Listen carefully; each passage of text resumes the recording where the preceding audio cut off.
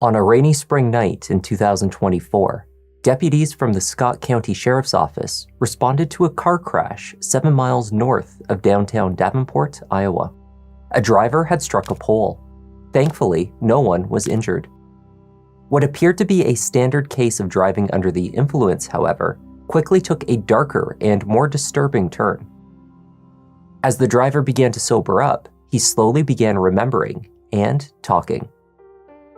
Deputies were horrified by what he had to say.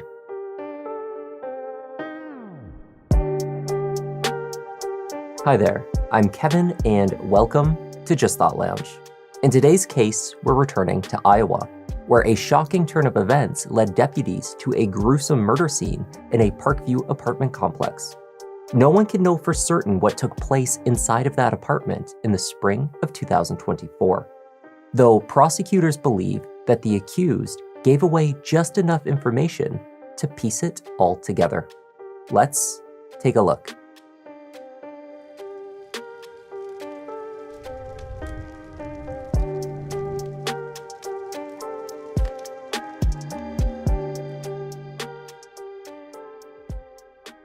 At 1:47 a.m. on March 13, 2024, Lieutenant Thomas Leonard of the Scott County Sheriff's Office was called out to the scene of a car crash near to the entrance of Davenport Municipal Airport. A caller had notified police that a silver Impala had struck a concrete median before crashing into a light pole. When the lieutenant arrived at the scene, he found the driver of the vehicle beginning to regain consciousness. The man appeared uninjured, but incoherent. The strong and distinct smell of alcohol emanated from the vehicle and its driver. Buddy, can you look at me? Are you alright? Yeah. You're in an accident. Do you know that? No. Where were you heading to?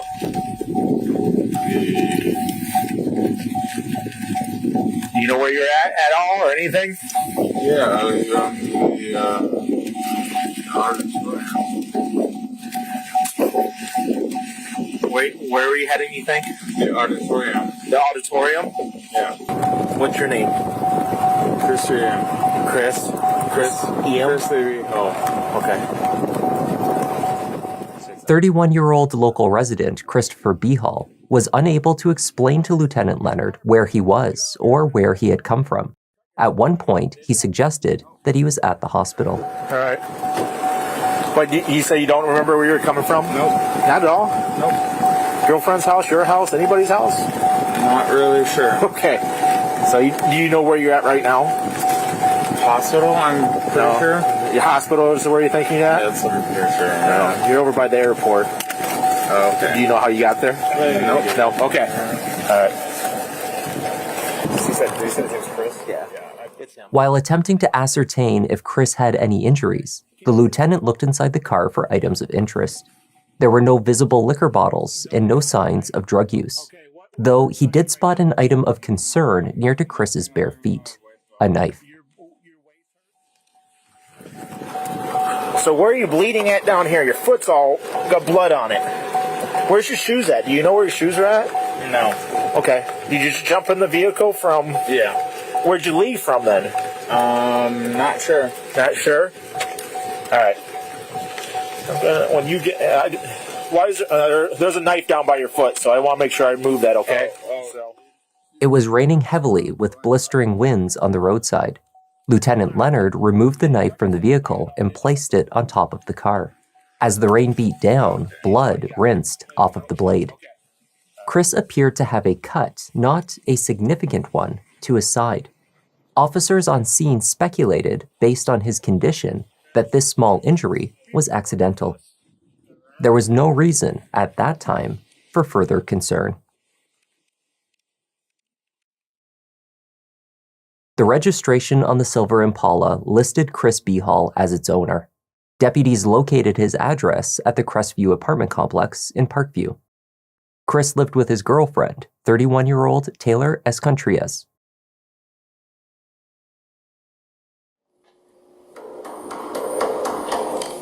Sheriff's Office. Deputy Turner knocked on the door but received no answer. There was no sound coming from inside the apartment. The phone number located for Taylor, when called, went unanswered.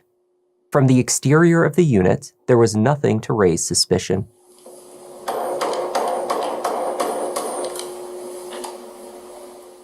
The deputy did not attempt to enter. He instead drove back towards Davenport to the hospital, where Chris had been taken for treatment of his minor cuts, and to address what appeared to be a case of excessive alcohol consumption. At the hospital, Chris was read his rights. The deputy also performed a sobriety test.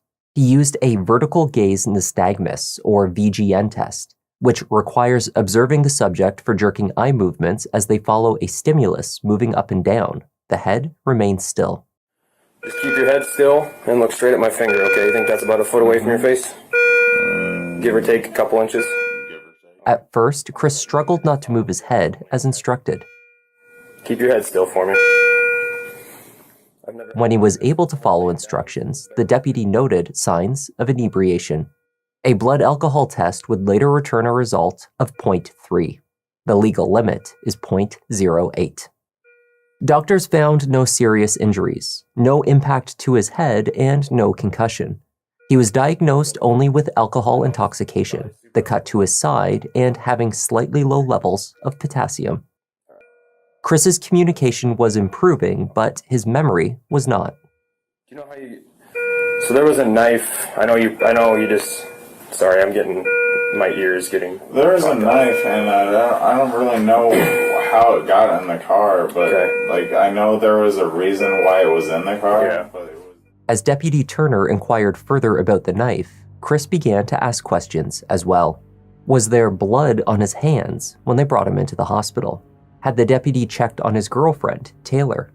She wouldn't have answered in the middle of the night, he said, but he began to insist that deputies return to the apartment to check on her, to see if she was alive. Okay, that's why I really need to ask you. I need to make sure she's alive. We went there and knocked and she didn't answer. We know the door code and everything. Thank you. But What makes you concerned that she's not? I don't know. Okay. Something in my mind makes me feel like I did something.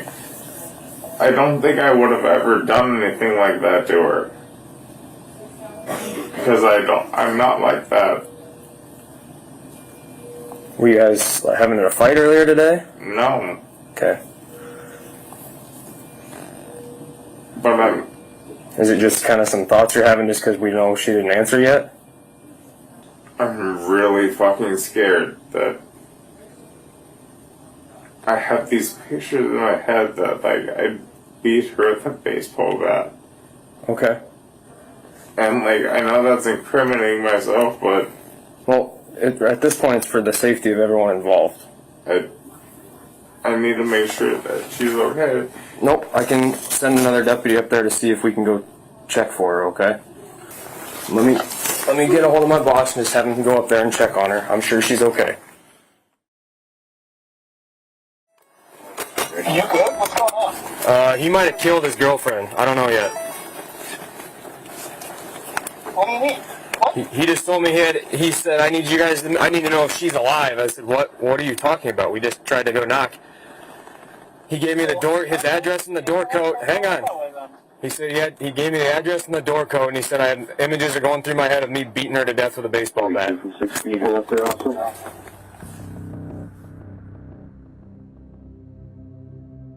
Lieutenant Leonard met the deputy back at the Crestview Apartments. This time, they tried the door to Unit 4 and found it unlocked. There was, however, resistance from something blocking the entrance on the other side as they opened it. That resistance was caused by Taylor. Just inside the threshold in the doorway, they discovered the young mother. She was deceased, the victim of what appeared to be a brutal attack inside the home. She had sustained injuries from a bat, a knife, and a screwdriver, nearly 60 in total. The area of the struggle was not isolated to one location inside the two-bedroom apartment. There were signs that Taylor had been injured in multiple locations: in the hallway, the kitchen, the living room, and finally, at the doorway. A bloodied baseball bat was on the couch. In the kitchen, law enforcement found the tip of a screwdriver next to the sink. They had already recovered the knife. Though some of the blood had washed away in the rain, DNA testing of a sample was able to confirm a match to Taylor from the blade.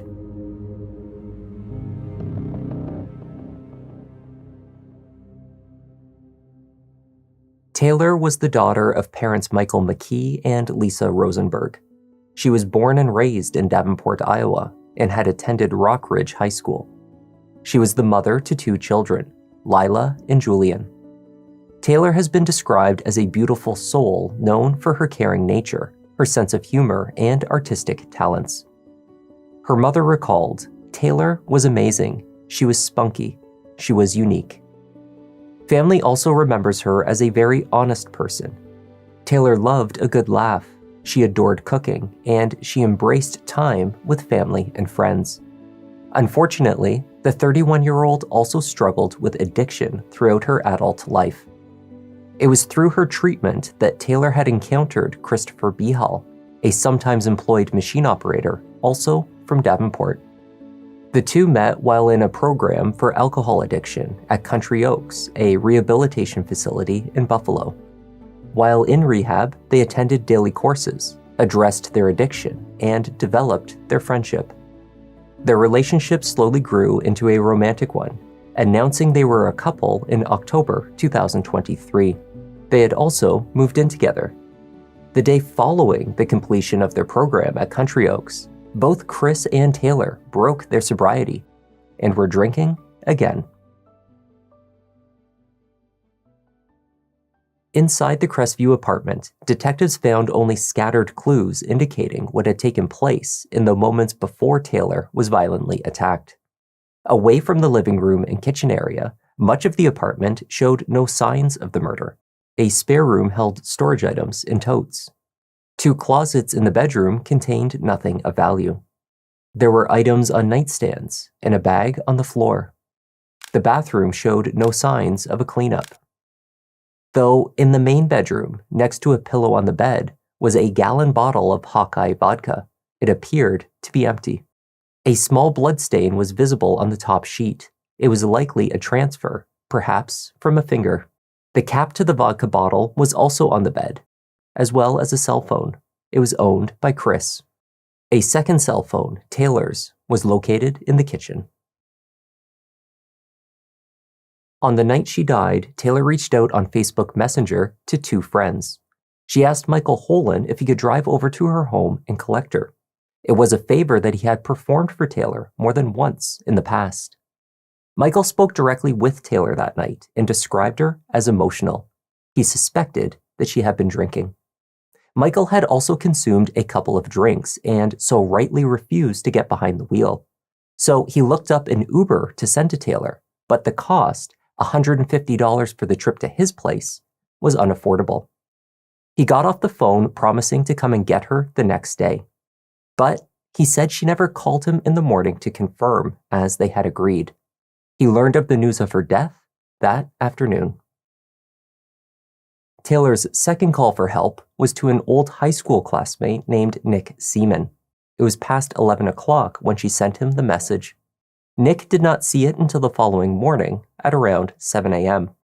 Taylor wrote, "If I get killed, it was Chris," followed by, "Don't reply right now.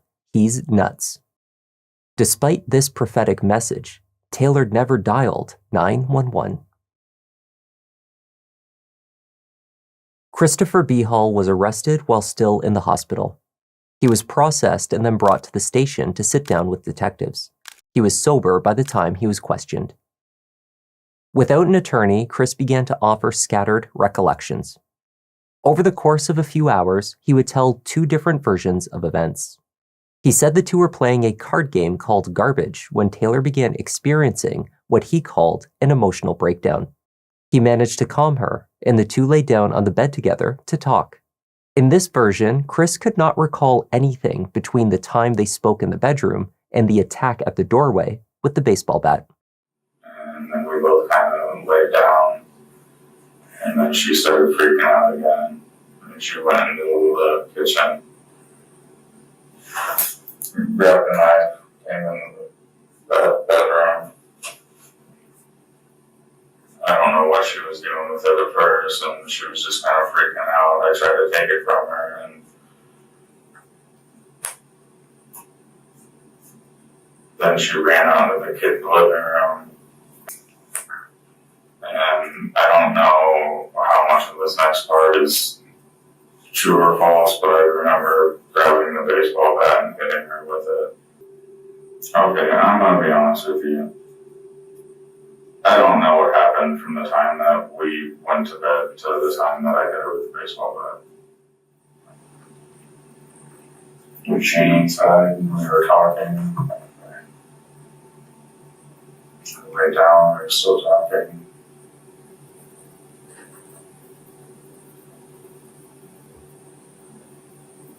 And the next thing I remember is hitting her with a baseball bat. He could not recall the exact sequence of events, only bits and pieces. When it was over, he just left.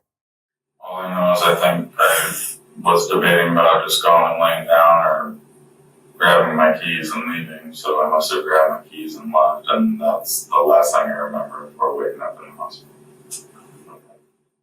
Chris could not tell detectives what had instigated the attack against Taylor, though he offered that the couple did have problems and that Taylor often made him feel like shit. And she always kind of made it seem like I wasn't a part of this relationship, and she had said earlier that day that it's a one-sided relationship.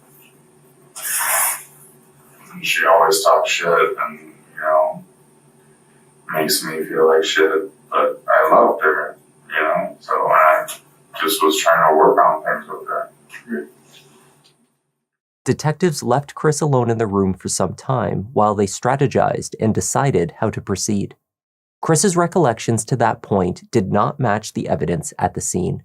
Specifically, he did not account for evidence in the kitchen or in the hallway that suggested the attack started elsewhere and moved throughout the unit, finally ending at the doorway. He recalled only a brief encounter with the knife, namely when he was cut on the side. He did not remember a screwdriver at all. And drinking has ruined my entire life.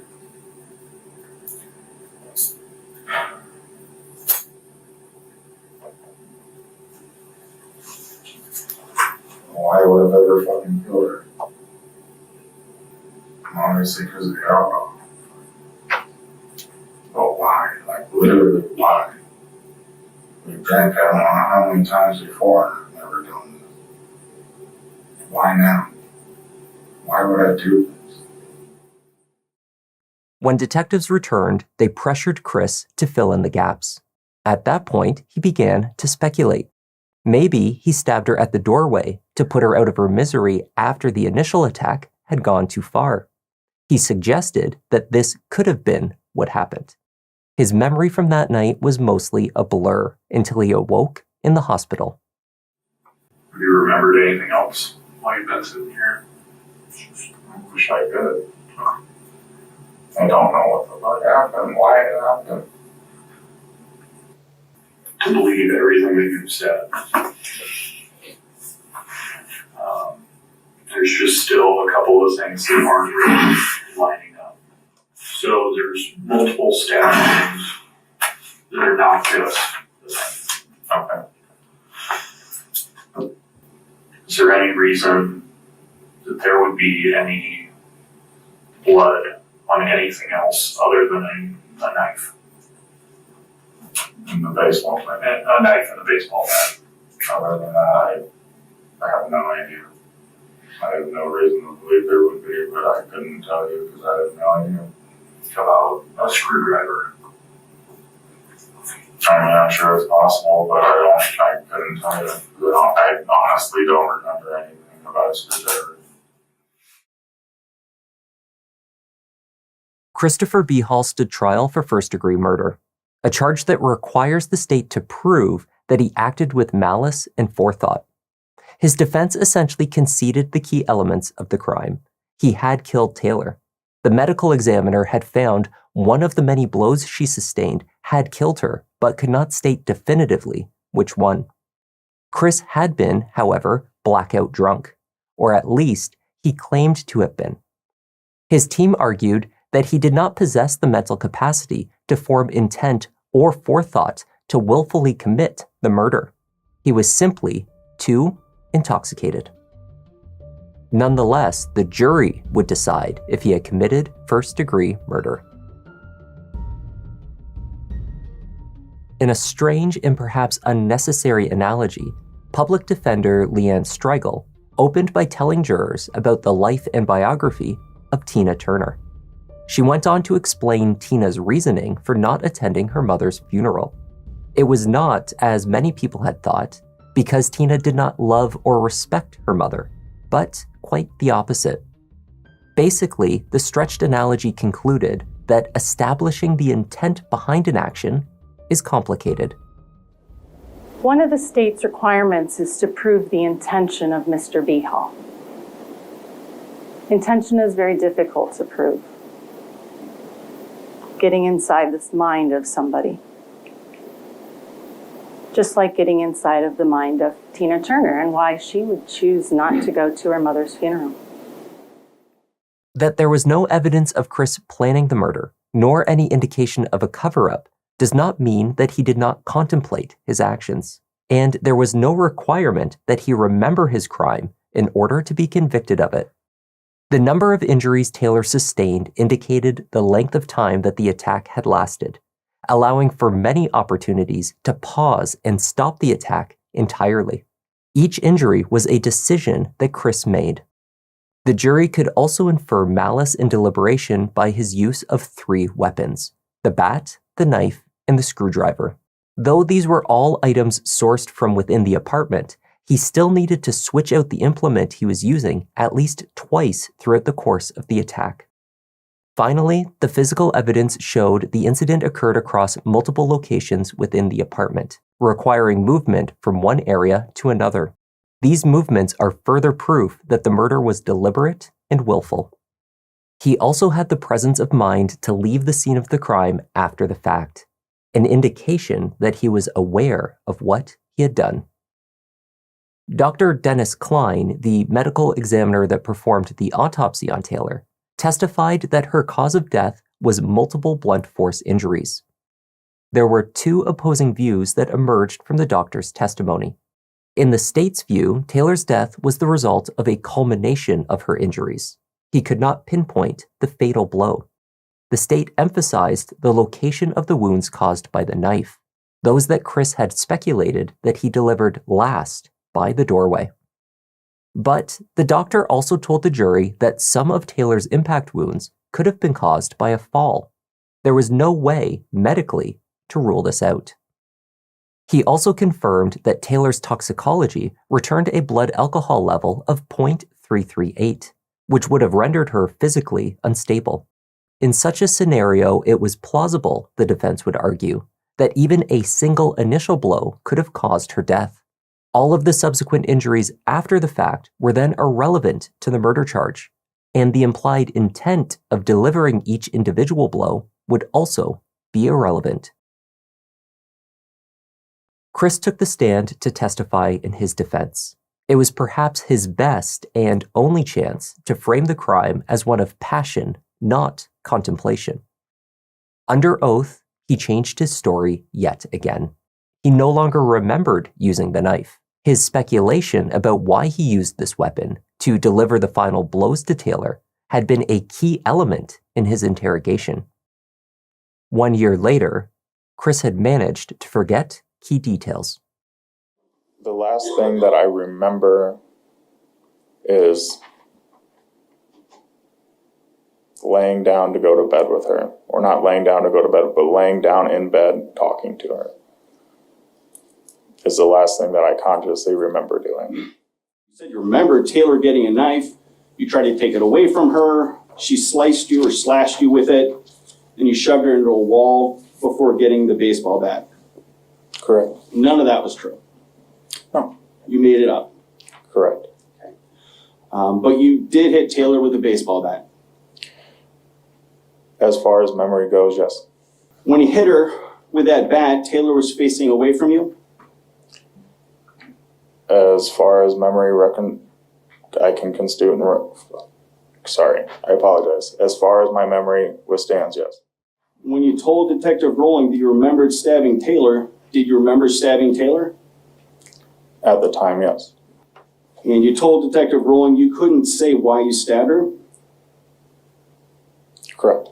but you thought maybe it was because Taylor was still moving and you might as well put her out of her misery given how much damage you'd already done to her. Correct, that was what was said. In closing, Chris's lead attorney, Miguel Puentes, applied another strange analogy. Counter to what the state was arguing, each of Taylor's nearly 60 wounds were not the result of 60 separate, deliberate decisions made by Chris Behal. Instead, he said that some actions just keep going as one continuous decision.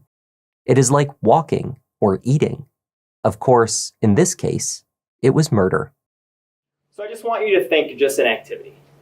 Any activity. Doesn't matter what it is. And the question is like, once you're in it, are you just in it? Like, are you just doing it? Or are you kind of like, are you considering, are you then contemplating and recontemplating every step in that process? We'll treat it like a walk in the park, right? Are you contemplating each step, or did you contemplate the walk and then every step is not being deliberated and is not being premeditated? That is just happening. That is in the action that you're already in. Another example is just eating food, each bite. Are you contemplating each time, or are you just doing? Puentes finished by suggesting that the murder technically happened quickly, where the trail in the apartment indicated the attack had started, in the kitchen. He asserted that there was no indication that Taylor was moving around the apartment after that point, independently. I think the incident happened in the kitchen. I think she died in the kitchen. I think that that's what the evidence supports. I think it happened fast, and again, I think it happened in the kitchen. Now, any offenses that occur after someone is deceased is not murder in the first, murder in the second, voluntary or involuntary. It's just not. You can't form intent after the fact. That is a separate crime and a crime that has not been charged. Scott County Assistant Attorney Brett Larson told jurors that there was no evidence to support that theory of the crime, though there was an abundance of signs at the scene that the murder had taken place as they posited. Indeed, as Chris's second version offered to detectives had outlined. When pressed, Chris speculated about his actions and the reasons behind them. When he told detectives that he might have stabbed Taylor to put her out of her misery, Larson said, "That's the defendant telling you that he stabbed her to put her out of her misery." That version of events, that story, that makes sense based on the evidence you've seen in this case? It doesn't. What story does make sense? The story, or what the defendant told Detective Rowling after he came clean and said, "Oh, the first story, I made all that up." After that point, what the defendant told you was what happened. That story matches up with the physical evidence that we see on scene. The jury returned with their verdict after less than 2 hours of deliberation. We, the jury, find the defendant guilty of murder in the first degree. We, the jury, find the defendant guilty of domestic abuse, assault with the intent to inflict serious injury. Ladies and gentlemen, thank you for your service as jurors. I would assume the defense would like the jury polled. The conviction for first-degree murder comes with an automatic life sentence without the possibility of parole. This sentence will be handed down to Christopher Behal at a hearing currently scheduled for May 30th, 2025. There are 2 family members, including Taylor's mother, Lisa, who are expected to deliver impact statements at that hearing. One day at a time, lots of prayers. I have a lot of support. We have a lot of support in our family. You know, we got family and friends that have been wonderful through this whole thing. And prayer, a lot of prayer. That was the tragic case of Taylor Escontrias. Thank you for joining me, and a special thanks this week to Lemiz, Just T, and Meg Miller for joining our Members Lounge. Your extra support is greatly appreciated. I'm Kevin. This is Just Thought Lounge, and I'll see you in the next one.